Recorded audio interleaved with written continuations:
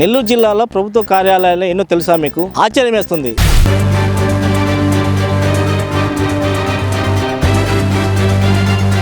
తొమ్మిది 9,334 ప్రభుత్వ కార్యాలయాలు ఉన్నాయని మీకు తెలుసా?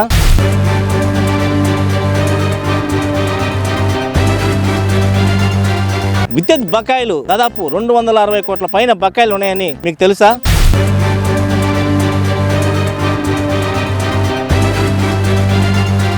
అందరినీ ఆశ్చర్యపరుస్తుంది. ఇంతకీ విద్యుత్ శాఖ ఏం చెప్తుంది? కట్టాల్సిన బకాయిలు ఎంత?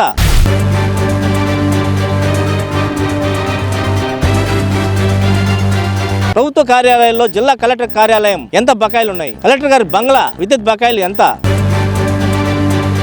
ఎస్పీ కార్యాలయం ఎస్పీ బంగ్లా విద్యుత్ బకాయిలు ఎంత?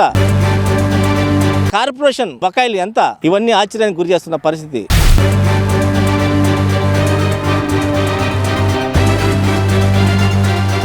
Welcome to 9 TV. నేను మీ రమణారెడ్డిని. ఈరోజు ఏదైతే ప్రత్యేక కథనం ప్రజలకు తెలిసేందుకు కూడా పూర్తి స్థాయిలో 9 టీవీ ఒక అడుగు ముందుకేసింది. అదేంటంటే మనం ఏదైతే కార్పొరేషన్ సంబంధించినటువంటి చాలామంది ప్రజలు కార్పొరేషన్కి వెళ్ళి బిల్లులు కావచ్చు, లేకపోతే కుళాయి పన్ను, ఇంటి పన్ను ఇవన్నీ కూడా కడుతుంటారు. కట్టని పక్షంలో ఏదైతే కార్పొరేషన్ నుంచి వచ్చి పన్నులు కట్టలేదు, లేకపోతే బకాయిలు ఉన్నాయి, పూర్తి స్థాయిలో మీకు చర్యలు తీసుకుంటాం, లేకపోతే నోటీసులు అంటిస్తాం అని చెప్పి ఇళ్ల దగ్గరకు వచ్చి చాలా అడావుడి చేస్తుంటారు. అయితే రెండోది విద్యుత్ బకాయిలు పూర్తి స్థాయిలో ఇళ్లకు వచ్చి చాలా మంది పేదలు ఉంటారు, కట్టలేని వాళ్ళు ఉంటారు. వాళ్ళు కూడా వచ్చి మీ 2,000 రూపాయలు ఉంది, 3 నెలల నుంచి 4,000 రూపాయలు ఉంది, లేకపోతే మీరు కరెంటు బిల్లు సాయంత్రం కట్టకపోతే మేము ఫీజులు పిక్కోపోతాం, ఫీజులు కరెంటు కట్ చేస్తామని చెప్తుంటారు. కానీ ఇక్కడ సామాన్యుడికి ఒక న్యాయమా, లేకపోతే ప్రభుత్వ కార్యాలయాలకు ఒక న్యాయం అనేది స్పష్టంగా ఇప్పుడు మనకు వచ్చిన సమాచారం ఏంటంటే, మన దగ్గర పూర్తి స్థాయిలో విద్యుత్ శాఖ ఇచ్చిన ఏదైతే లిస్ట్ ఒకటి ఉంది.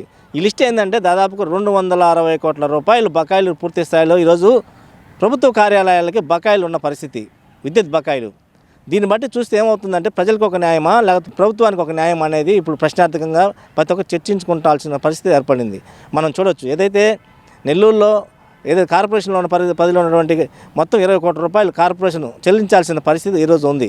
అలాగే మనం చూడొచ్చు, కలెక్టర్ కార్యాలయం కావచ్చు, కలెక్టర్ బంగ్లా కావచ్చు, ఏదైతే పోలీస్ డిపార్ట్మెంట్కి సంబంధించినటువంటి ఆ శాఖ కూడా పూర్తి స్థాయిలో బకాయిలు ఉన్న పరిస్థితి. ఇంత పెద్ద ఎత్తున బకాయిలు నెల్లూరు జిల్లాలో అన్ని శాఖలకు సంబంధించి అంటే దాదాపు తెలియని పరిస్థితి ఏంటంటే 9,000కు పైగానే ప్రభుత్వ కార్యాలయాలకు సంబంధించినటువంటి నెల్లూరు జిల్లాలో ఉన్నాయనేది చాలామంది తెలియదు. అంటే చాలామంది ఏమనుకుంటారంటే ఏదో ఒక ఆర్డీఓ ఆఫీసు, లేకపోతే కలెక్టర్ కార్యాలయం, లేకపోతే ఈ దాదాపు 20-30 లెక్కేసుకుంటుంటారు.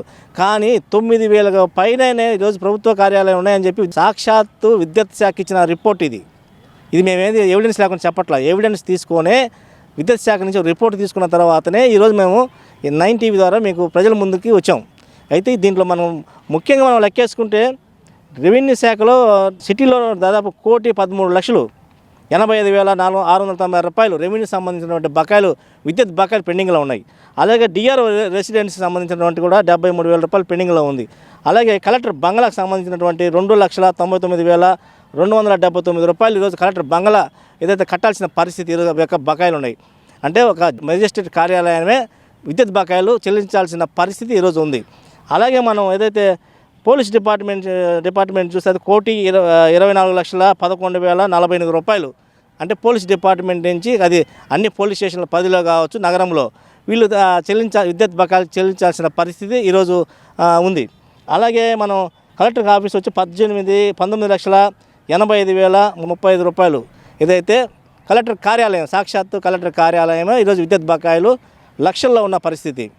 ఇట్లా లెక్కేసుకుంటే పోతే దాదాపు 260 కోట్ల పైగా అయిన ప్రభుత్వం ఏదైతే ప్రభుత్వ కార్యాలయ బకాయిలు పూర్తి స్థాయిలో చెల్లించాల్సిన పరిస్థితి ఈరోజు విద్యుత్ శాఖ గగ్గోలు పెడతా ఉంది. మాకు నష్టాల్లో ఉన్నాము, ఈ శాఖ మొత్తం డబ్బులన్నీ కూడా ఆగిపోయి ఉన్నాయి, ప్రభుత్వానికి కూడా లేఖ రాస్తున్నామని చెప్పి. అయితే ప్రజలకు ఇచ్చే సందేశం ఏమిటి? అసలు ప్రజలు ఏమనుకుంటున్నారు? ఇంత బకాయిలు ప్రభుత్వ కార్యాలయాలు ఇంత బకాయిలు చెల్లించాల్సిన పరిస్థితి ఏర్పడితే ఎందుకు మౌనంగా ఉన్నారు? అదే పేదవాడైతే నానా గగ్గోలు పెట్టి, నానా హింసలు పెట్టి, నానా ఇబ్బంది పెడుతుంటారు. ఇంట్లోకి వచ్చి కరెంటు కట్ చేస్తారు. 10 మందిలో పరుగు తీసే పరిస్థితి కూడా ఉంటుంది. ఒకసారి కట్టలేని పరిస్థితుల్లో పేదవాళ్ళు పాపం కట్టలేని పరిస్థితుల్లో కూడా అయ్యా మమ్మ కరెంటు కట్ చేయొద్దు. అలాగే మన కార్పొరేషన్ నుంచి వచ్చిన వాళ్ళు కూడా పూర్తి స్థాయిలో వచ్చి మా ఇంటి పన్ను, కుళాయి పన్ను కట్టుకోలేని పరిస్థితులు ఉంటే వాళ్ళకు కూడా పూర్తి స్థాయిలో ఇబ్బందులు పెట్టే పరిస్థితి మనం ఎన్నోసార్లు చూసాం. అసలు కార్పొరేషన్ అయితే వాళ్ళు నానా ఇబ్బందులు పెడుతుంటారు అందరూ వచ్చి. ఇట్లాంటిది విద్యుత్ బకాయిలు పూర్తి స్థాయిలో కోట్ల రూపాయల బకాయిలు, విద్యుత్ శాఖ బకాయిలు ఈరోజు కట్టాల్సిన పరిస్థితి ప్రభుత్వ కార్యాలయాల మీద ఉంది. మరి నెల్లూరు జిల్లా నుంచి ఏదైతే జిల్లా మెజిస్ట్రేట్ అయినటువంటి కలెక్టర్ కార్యాలయం కావచ్చు, అలాగే ఆర్డీఓ కార్యాలయం కావచ్చు, అలాగే మనం ఏదైతే ఎస్పీ కార్యాలయం కావచ్చు, ఎస్పీ బంగ్లా కావచ్చు, వీళ్ళందరూ పూర్తి స్థాయిలో విద్యుత్ శాఖ కట్టాల్సిన బకాయిలు పెద్ద ఎత్తున ఉన్నాయి. ఇవన్నీ పట్టించుకోకుండా ఓన్లీ పేదవాళ్ళని ఇబ్బంది పెట్టడం అనేది ఎంతవరకు కరెక్ట్ అనేది కూడా ప్రజలు ఆలోచించే పరిస్థితి ఉంటుంది. కాబట్టి ప్రభుత్వం వెంటనే ఈ బకాయిలన్నీ కూడా పూర్తి స్థాయిలో విద్యుత్ శాఖకు అందించి ఏదైతే ఒక బాధ్యతాయుతమైనటువంటి చర్యలు తీసుకొని ప్రజలకు ఒక మంచి అభిప్రాయం తీసుకొచ్చేందుకు కూడా కృషి చేయాలని చెప్పి కూడా ప్రజలు కావచ్చు, అటు విద్యుత్ శాఖ అధికారులు కావచ్చు, పూర్తి స్థాయిలో దీనిపైన ఒక ముఖ్యమంత్రి చంద్రబాబు నాయుడు దీన్ని చొరవ తీసుకొని కూడా ఈ బకాయిలన్నీ 260 పైగానే కోట్ల రూపాయల బకాయిలు పెండింగ్లో ఉన్నాయి. ఇవన్నీ కూడా పూర్తి స్థాయిలో ప్రభుత్వం చెల్లించి ఆదుకోవాలని చెప్పి కూడా గగ్గోలు పెడుతున్న పరిస్థితి. ఏదైతే విద్యుత్ శాఖ ఇచ్చినటువంటి రిపోర్ట్ మాత్రమే మేము ప్రజలకు ముందు పూర్తి స్థాయిలో మేము అన్ని కాగితాలు తీసుకున్న తర్వాతనే ఇది మేము బయటకు వచ్చి మేము చెప్పడం జరుగుతుంది. వీడియో జర్నలిస్ట్ ఆరిఫ్తో రమణారెడ్డి, 9 టీవీ, నెల్లూరు నుంచి.